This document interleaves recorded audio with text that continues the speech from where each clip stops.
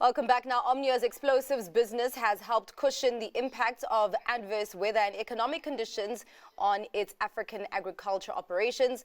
With the business's mining profits now higher than those from its agriculture business, the company says rising demand for uranium and other metals essential for the global transition to renewable energy is driving appetite for mining consumables, boosting Omnia's explosives business performance. CEO Seelan Gobalsamy joins us now to unpack the performance in greater detail. Thank you so much for your time, Seelan. Now, walk me through your key highlights in this reporting period and really also just taking a special note on the mining segment. Yes, thanks for having me, and good evening to your listeners and viewers.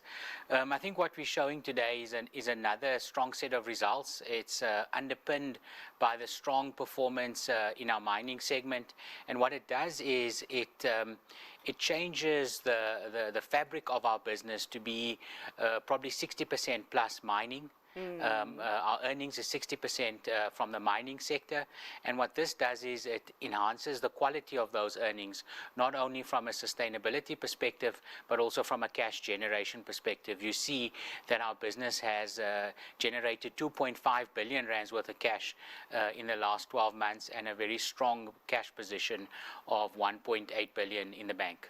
Well, that mining segment being the star of the show, but I did note that in that division there were operational and regulatory challenges that Omnia experienced in the rest of Africa. What were the sources of those, and what has the approach been? Yeah, so the challenges we faced in the rest of the African continent was not in our mining business. It was actually in our agriculture SADC business. And there we experienced some challenges in Mozambique, in Zimbabwe, and in Zambia. All of them slightly different. In Mozambique, we saw a chunk of political instability, which caused the ports not to function and the country to stand still for a while. Zimbabwe, regulatory challenges there, currency devaluation, and I guess in Zambia what we saw was a significant drought and supply chains being severely disrupted, with product not being able to come through the Beira port through Mozambique and go north. So we had to bring product in from Namibia. I think having said all of that, our agriculture segment still performed very, very strongly, 980 million rand worth of profits and an operating margin of 8.4%. So a strong performance in agri that was underpinned by a strong performance in South Africa and then in our international businesses, Brazil and Australia. Well, actually, I mean, just as you're talking about, weather-related conditions in the agriculture business, I'm wondering then how much of a risk climate change is for that division when you're looking at least from the short to medium term. Yeah, so this is why our results are so pleasing, because we have been able to pivot our business into mining. Our mining business has grown by 41% CAGR in the last 5 years and represents a much larger part of Omnia's portfolio. But having said that, climate change is something that we have to live with continuously. It's not something that's coming, it's something that's here already. We see harsher storms, harsh winds, rain conditions and drought. And the underpinning of our value proposition in our agriculture business is based on good ESG principles and good climate change, and climate change. So what we are able to do is help our farmers enhance their yields in difficult dry conditions, difficult soil conditions and weather conditions.